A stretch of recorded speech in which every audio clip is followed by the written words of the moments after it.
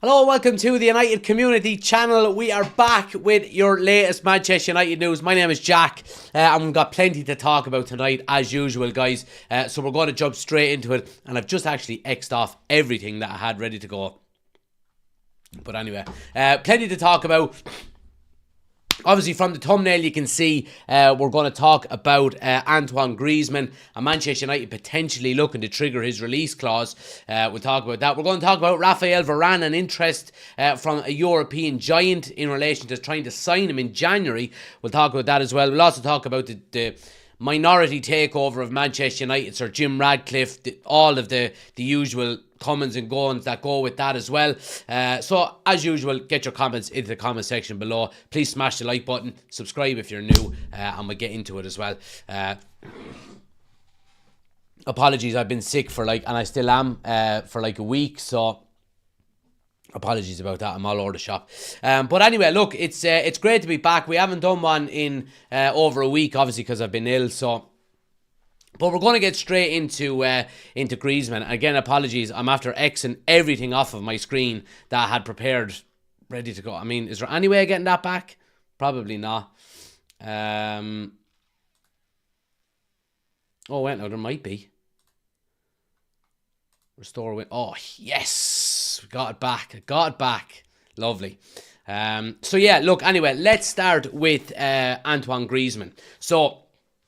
reports have surfaced, and look, Manchester United have been linked with Antoine Griezmann for about 10 years now, on numerous different occasions, and reports have surfaced again in the last maybe 24 to 48 hours that United are potentially looking to trigger his release clause. Now, that release clause for him is coming in at, it says here on the article that I'm reading, about £27 million, which... again, is not an awful lot of money for, you know, someone of his talent, you would say. Now, again, look, we've seen Manchester United over the last 10 years go down the kind of route of, you know, elder statesmen, especially when it comes to strikers. You know, we've seen Zlatan Ibrahimovic, we've seen, you know, Falcao was probably past his best when we went and got him. You know, the list goes on. You know, not even at striker. We've seen, you know, we signed... who was the German central midfielder? His name, I can't think of his name. But anyway, but yeah, look, I mean, what do I think about this? First and foremost, to be honest with you, I don't think it's a bad idea. To be quite honest, I really don't. I don't think it's the worst idea in the world in relation to signing Schweinsteiger. There we go. I appreciate it, lads. I don't think it's the worst idea in the world, and let me explain. Okay, now, you know, Manchester United, you know, I suppose hanging their hat on a 32-year-old, which he is now, would not be the case. Like we done previously with Zlatan when he was too old and so on and so forth. I think this is slightly different, and the reason for it is that we already have the young striker in place. You know, the striker is obviously Rasmus Højlund. Rasmus Højlund shouldn't be Manchester United's first choice striker playing 40 games a season at the moment because he's obviously so young. Now, he does certainly have the talent. So for that reason alone, I wouldn't be completely against an Antoine Griezmann coming in and, you know, would he be the first choice option? I mean, you would probably be splitting it 50-50 down the line between Højlund and Griezmann. But I think he would be a great senior figure in the dressing room for someone like Rasmus Højlund to go on and actually, you know, ply his trade and learn and, you know, develop and so on and so forth. But I mean, the big worry is that, you know, Manchester United supposedly were going to be tripling his wages coming from Atletico Madrid. Now, if we're looking at, you know, Antoine Griezmann's wages being tripled, you know, what is he currently on? I had it here. Yeah, so United would be looking to pay him anywhere up to €21 million a year, which is savage money. Now, whatever about, you know, Manchester United giving silly wages, we've seen that down through, you know, down over the last 10 years, you know, and it hasn't been good. It's been mismanaged money. Now, if we were giving Antoine Griezmann maybe a 2-year deal with the option of a 3rd year, all right, I'm okay with that. I'm not overly, well, I am, because I don't want us to get fall back into that trap. I think we made some good moves since Ten Hag has arrived in terms of not giving silly money like we used to. You know, the likes of Di Maria and the likes of... Well, Marcus Rashford is probably the exception. He's a local, homegrown lad who got 30 goals last season. You know, he's our highest earner, and probably rightly so, even though he is having a very poor season. So, my issue really is not with the wages that we would potentially give Griezmann. And I'll tell you if I think this is going to happen in a few minutes, because I actually don't think it is going to happen.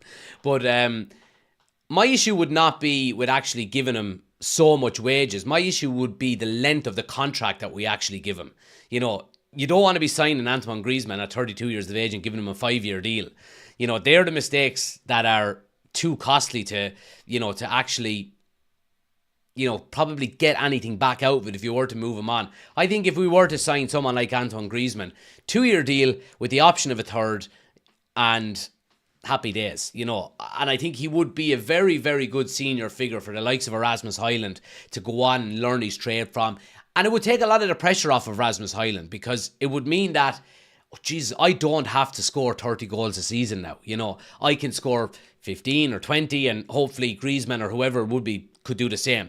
But it goes back to probably the overarching point here is that we do need another striker. Now, people will say Anthony Martial is there, and then people can take a long walk off a short pier, as far as I'm concerned, because I think it's time for him to move on.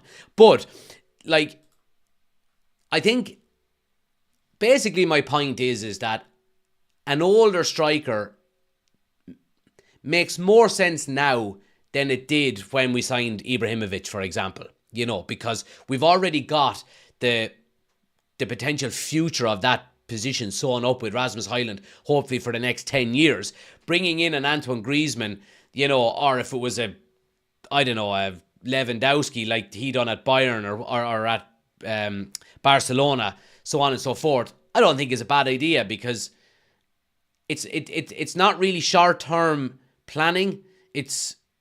We're going, right, well, we already have the young guy in place. Let's give him an elder statement to learn from, and so on and so forth. But anyway, let me know what you think in the comment section. Let's go down through some of them here. Kyle says, in terms of Griezmann, very bad idea in my opinion. We don't need another 30-plus-year-old. Griezmann, a few years too late, says Party Pooper. We need players in their prime, says Aaron.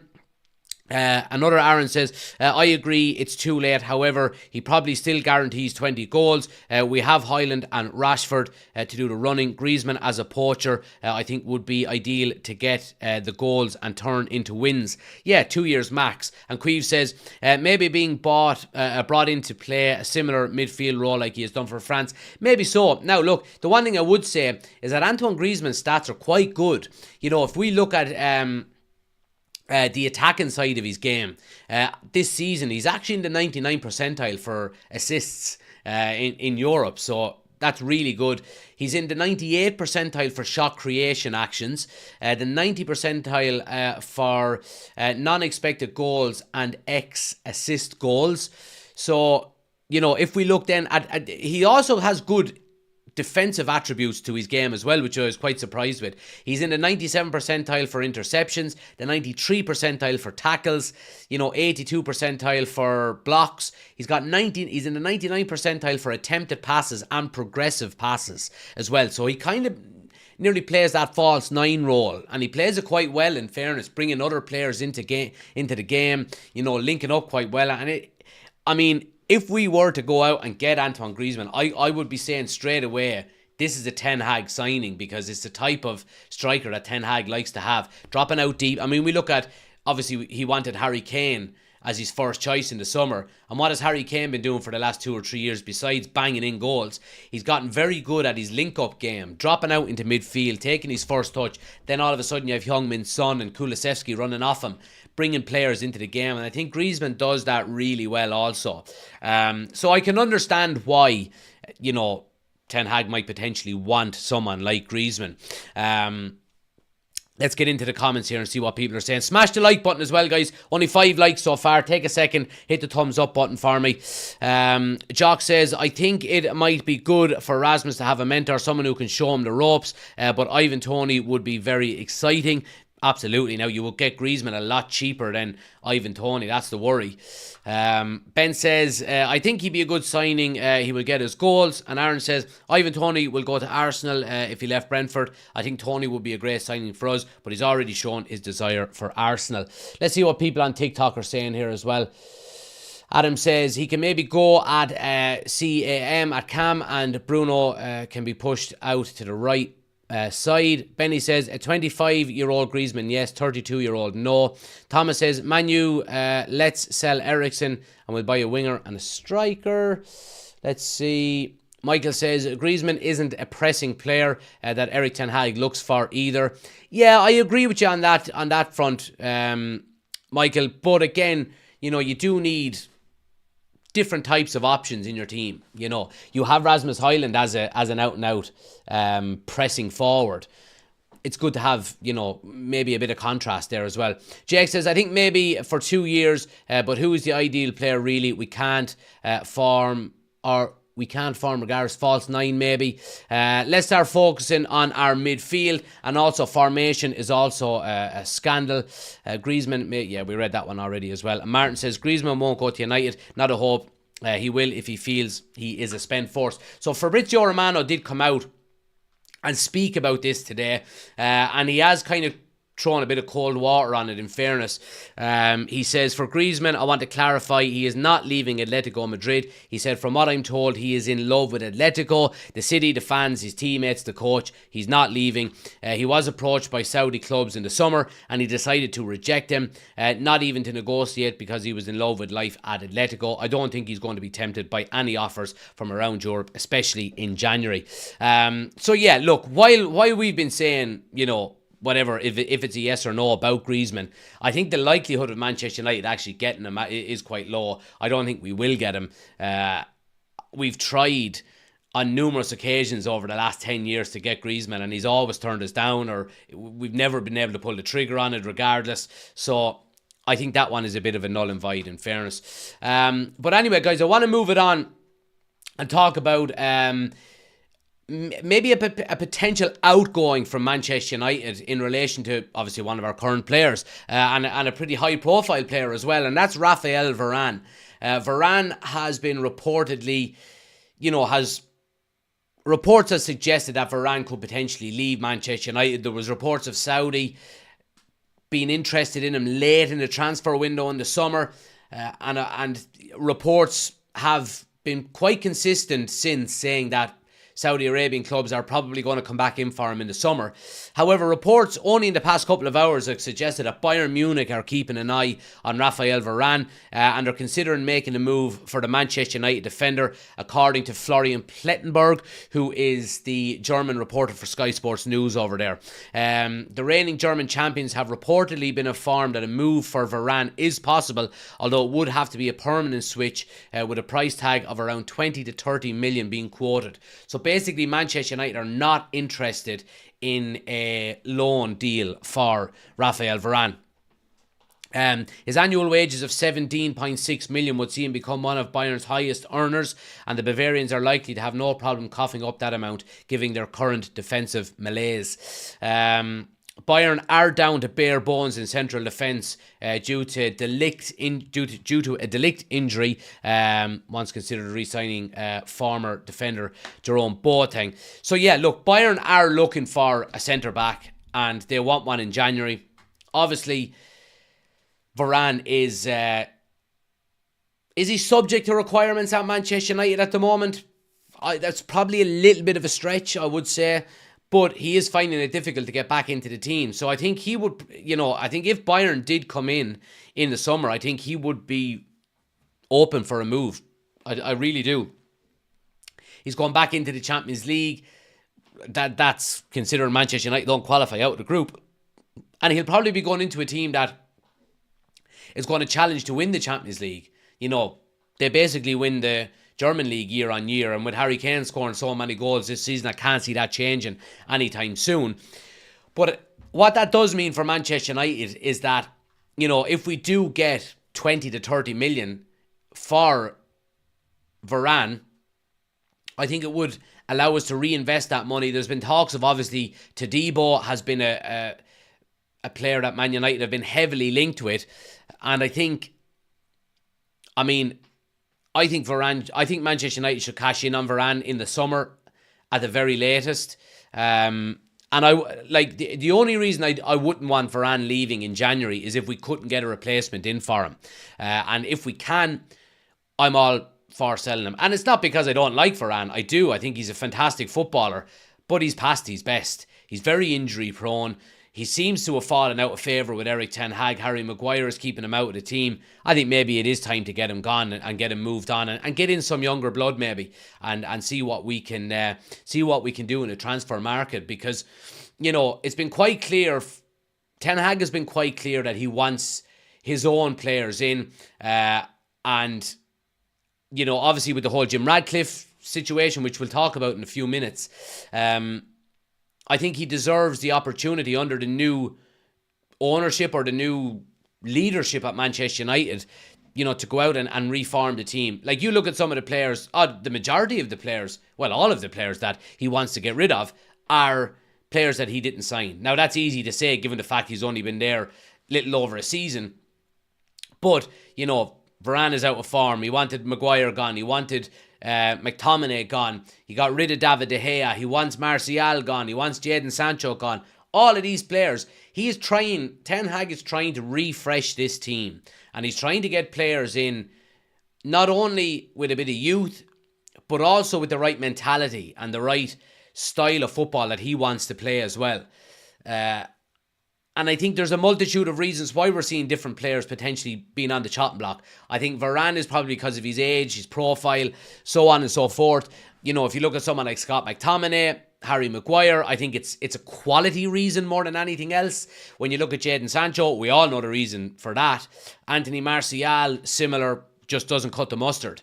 So, I'm all for this. I have to say, I think Varane has been a decent signing for us, but he hasn't ripped up any trees by any means, and he's been too injury prone for us as well. So I think if we can get some good money in for Varane, I would be all for letting him go, but we do have to make sure that we can reinvest that money and replace him with some quality. The last thing we want to do now is sell Varane at the start of January, and then all of a sudden go, shit, we can't sign anyone, and then we end up signing John Terry on loan, till the end of the season because we're stuck or something, But I wouldn't be shocked with that either, Georgina, thanks for the gifts, much appreciated.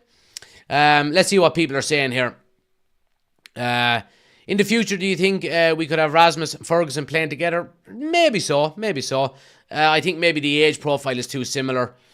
I think maybe we probably won't go for Ferguson now that we've got Highland. Aaron says, anyone else think that Maguire is a different player now after all the nonsense in the summer and the pressure of the captaincy taken off him? Yeah, I agree. I think it's in no small part to the fact that we're playing a deeper line though. We're, injuries and, when Maguire and Johnny Evans are playing together at centre-back, like they were for a few games together, you're automatically going to be your defensive line is going to be a lot deeper. I think Harry Maguire plays football and defends really well when everything is in front of him. It's when he plays on the halfway line with the ball going in behind him, I think that's when he struggles.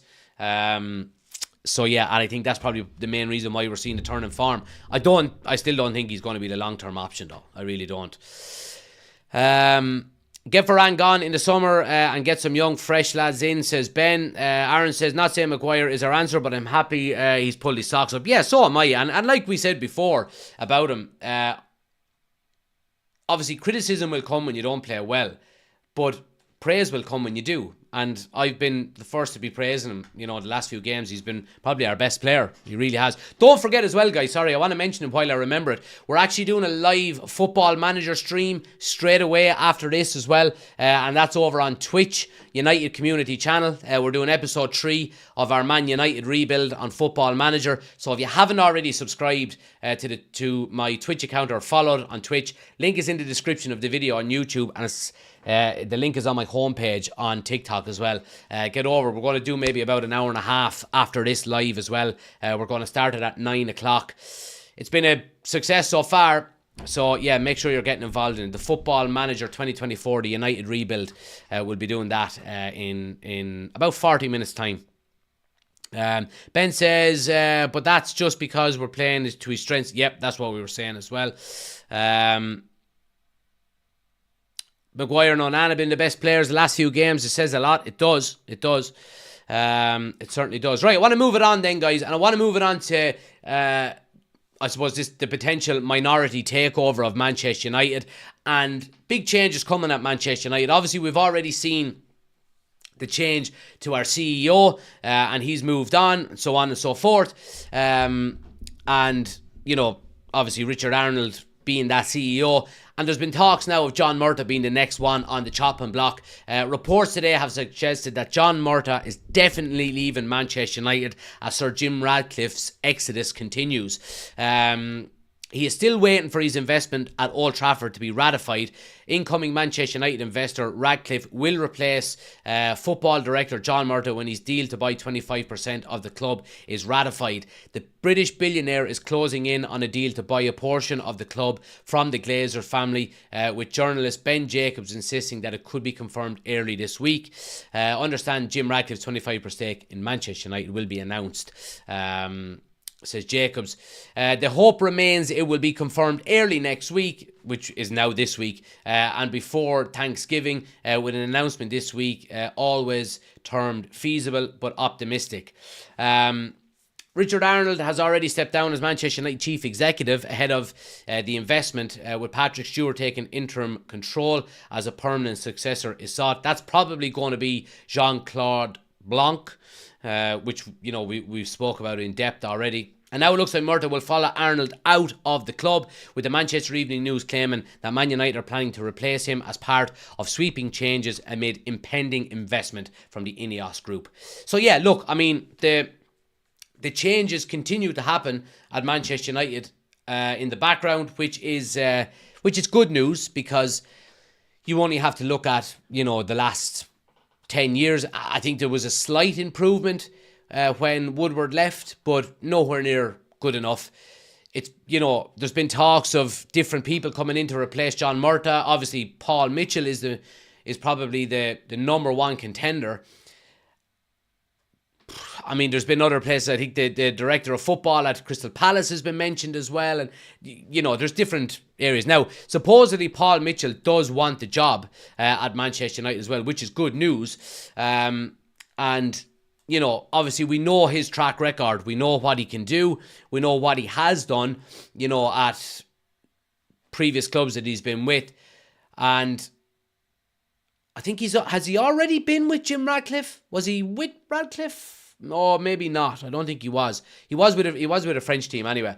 But so yeah, look, I mean, like I've said, I've mentioned this on numerous occasions that changes do need to happen at board level. We've seen changes in terms of players. We've seen changes in terms of managers, staff, so on and so forth. It's time now for change to happen at the highest level. Now the highest level is the owners.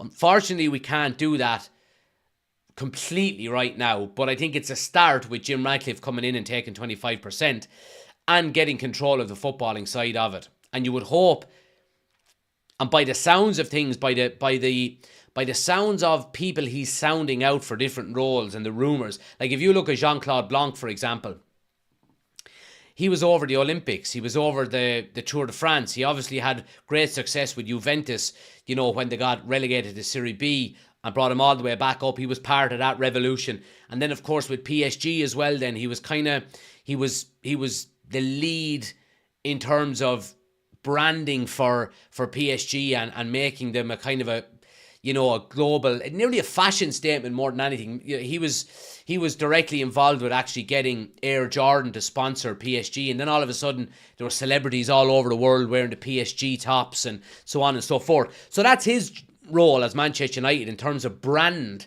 and in terms of global growth. You're putting someone who has has a good track record and good business, stature maybe, in that kind of role. And then you're getting Paul Mitchell, for example, who's good at building football teams in terms of seeking out players and styles of football and along with managers, then off you go. So it's a complete 180 from what we're used to with the Glazers. The Glazers were putting businessmen in charge of the footballing decisions. So if we do get a Paul Mitchell in or somebody of that ilk, then it's a complete it's a complete and utter positive. It has to be. It really, really does. It really, really does. Aaron says, how's that deal not being officially announced yet? Just get it all in place and see what Jimbo is all about. Oshin is in. Good to see you. Tash looking very bow chicka wow wow. Yeah, absolutely. I'm kind of coming into the kind of 1980s New York cop kind of going deep undercover. But look, we're raising money for charity as well, guys. So if anybody can donate, it's to Movember. The link is in the description of the video, I think. But go to Movember, donate if you can. All for men's mental health, suicide prevention, testicular and prostate cancers. If you can donate, please do. It all goes to a great areas. And we did make a deal as well that once November ends, I will keep it until Man United lose. So if Man United continue to win, the moustache continues to grow. So, not saying I hope Man United lose now or anything, but it is kind of annoying me. I've got through the whole annoying phase now, where now I'm just kind of doing that with my lip. All the time. But anyway, donate to Movember if you can, guys. I've got a link in the description of the video, so go check it out as well. Right. I want to move it on, and I want to talk about, let me see, what's next on the list. Yeah, so we've been talking about, obviously, strikers already in terms of Antoine Griezmann, and it looks like Antoine Griezmann is not going to happen. Kind of, all smoke, no fire. I want to move it on to a Brazilian striker that we've been linked with, and his agent has come out and said that he's ready for a move. Now, supposedly it's between Manchester United and Arsenal for this player signing. So it's Santos' striker, Marcus Leonardo. And his agent says the time has come for the youngster to move to Europe. The Red Devils have missed out on a number of young goal scorers in recent years. Blah, blah, blah, blah, blah. Let me get the right one up here. He says the Santos striker will move to Europe this winter. So this is, of course, January. Amid interest from Manchester United and Arsenal. He has contributed 13 goals and 2 assists in 27 Brazilian Serie A games with his team, with Santos currently 4 points clear of the relegation zone with 4 matches to play. Okay. Last term was his proper breakthrough campaign with a 20-year-old scoring 21 goals in 57 appearances in all competitions, with clubs from all over Europe taking interest in the Brazilian youngster. A report in the summer transfer window claimed that Man United had a 25 million bid for Leonardo prepared and ready to go, with the Italian side Roma also interested. However, a concrete bid never came, and Leonardo, who has also been linked with Arsenal, told Santos he would stay and help them in the league until the end of the season, which obviously ends in the winter. So yeah, look, I don't know an awful lot about this guy. Obviously, South American youngster coming through, 20 years of age, so he's not a spring chicken by any sense of the word. Now again, he's still very young, he's 20 years of age, but you see some players coming from Brazil, South America in general, coming at 16, 17, wonder kids kind of. So I don't know if this guy would fit into the same bracket, but for 25 million euro, if that's what potentially we could be looking at paying for him, for a 20-year-old striker, okay. The one thing I do worry about is, where is the experience going to come from? Where is that ready-made striker going to be at Manchester United? If we've got Rasmus Højlund and we've got this Leonardo, two 20-year-olds, it's a lot of pressure on 2 young players when you don't have, an established striker. So it's going to be interesting to see what Ten Hag does in relation to the forward lineup of United. But I certainly do think that it is an area that we need to be looking to improve, because I don't think we can keep, I suppose, putting the pressure on the likes of Rasmus Højlund to play week in, week out. We've seen him picking up a couple of knocks already this season, and I think the more games we play and the more we have to rely on him, the more injuries he's probably going to pick up, which you don't like saying. Hopefully that's not the case, because he is only 20 years of age as well. So I do think we need more than one option there. And look, Anthony Martial is like a jigsaw. He just goes to pieces every time he's in the box. So I think it's an area that we do need to improve. Let's see. Another fraud of an owner made a mess of all his sports investments. The All Blacks, Sky Cycling, etc. Well, the All Blacks were unbelievable. Sky Cycling, he won the Tour de France with him twice, and he currently has Nice second in the league, just behind PSG. You know what I mean? Is that shite? I don't think that's shite. But yeah, I don't know. Let me know what you think. Anyway, I want to talk about Andre Onana for a moment, because obviously he did come off injured the other night, and he is going to miss the upcoming game for his country. I think he's actually returning to Manchester. So Cameroon have confirmed that United goalkeeper Andre Onana has suffered a pelvic injury and is now a doubt for the weekend's game versus Everton. The Red Devils spent around blah blah blah blah blah. He's now facing a spell on the sideline, supposedly. So, look, again, I haven't seen any updates in relation to the severity of it. There has been some reports suggesting he'll be okay for the weekend. Some reports suggesting he won't be. But some positive news in relation to the goalkeeper situation is that Bayern has been praised after Turkey beat Germany 3-2. He obviously played in goal. And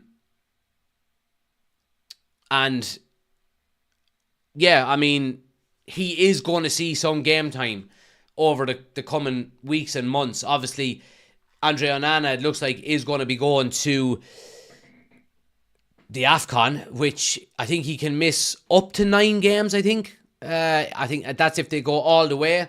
So, Bayern is going to play an awful lot of games this season. And I think he's probably going to have to play some games before the AFCON even starts, because you don't want to throw him straight in. You want to make sure he's ready and so on and so forth. So, I can see over the coming weeks Bayern maybe being used a little bit more. But it's another injury for Manchester United, and it's an injury we don't need, and it's probably an injury we can't afford. Now look, I don't know what Bayern is like. I've never seen him play before, and he could come in, have an absolute mare, and we could be playing Tom Heaton in January. So, that's how quickly things could change. We'll see what happens. I mean, I'm pretty certain Manchester United signed Andre Onana on the premises that he wasn't going to go back to international football and he was finished, because technically he was retired when we signed him.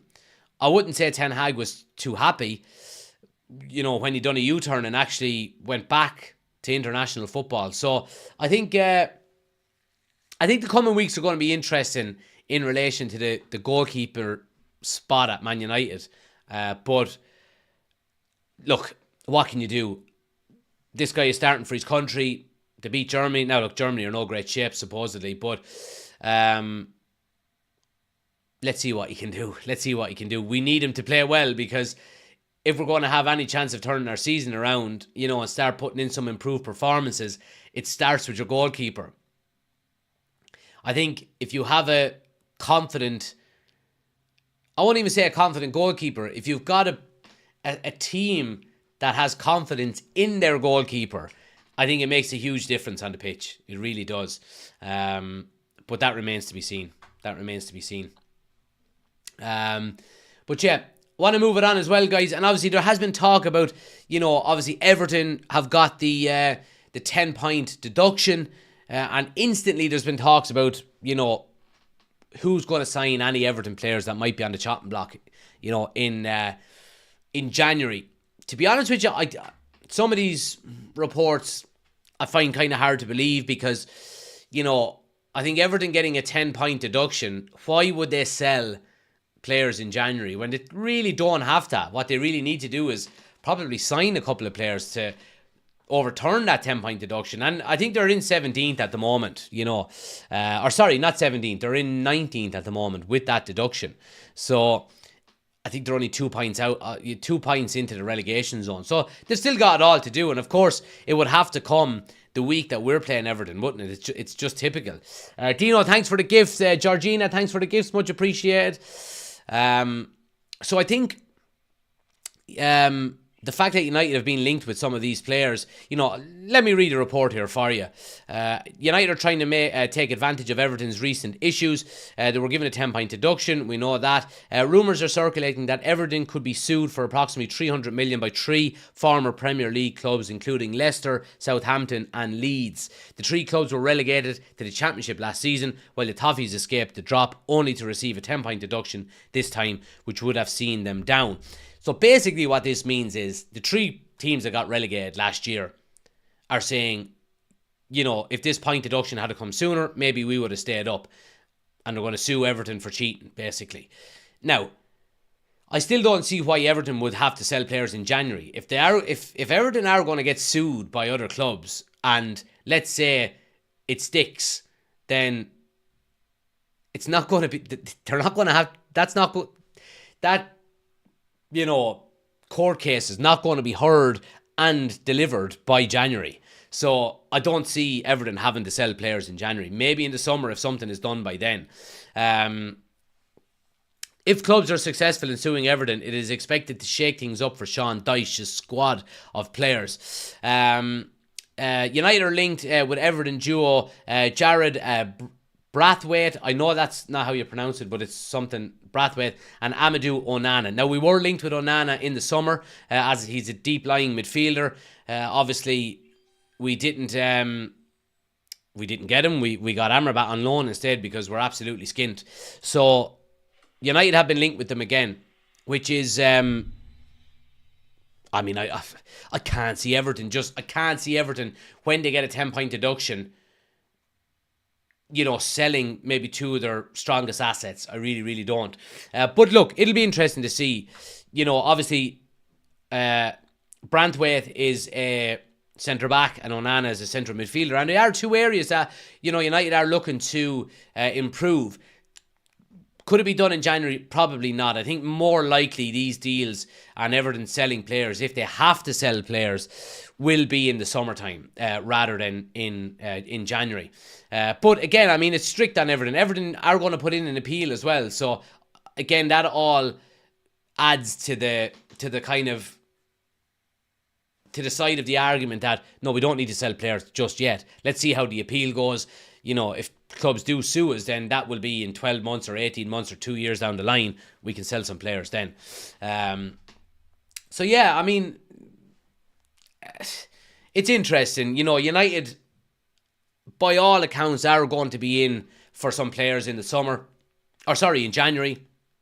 And let's hope we can get some business done. I want some good business done more than anything else, however, because I want us to improve the squad, not just get players in, and if we can improve the squad in a couple of areas in January, then brilliant, and obviously Jim Ratcliffe is coming in with his investment and he's taken over the footballing aspect of Manchester United. He's going to want to make a statement as well. He really is. So let's hope that means some good players coming in some good positions. Centre back is probably of priority. Again, it's up the spine again. Centre back, probably another player in central midfield. I think central midfield mightn't actually even be that important. Centre back and probably centre forward. And after that, then you're talking maybe right wing, because obviously we know Anthony hasn't been, performing that well. And we know the issues going on with Jadon Sancho. He's probably going to be out the door. We're probably going to get some money in. If we can get Jadon Sancho off the books, and if we sell maybe Raphael Varan for the 20 or 30 million that we've been talking about, then okay, you know what I mean. Oshin says, is that our level now, signing Everton standard players? Well, look, doesn't mean they're bad players. Look at, I don't know, take a Kanji for Man City, for example. A Kanji could barely get into the Borussia Dortmund team when Pep bought him, and he's absolutely ripping it up for City ever since.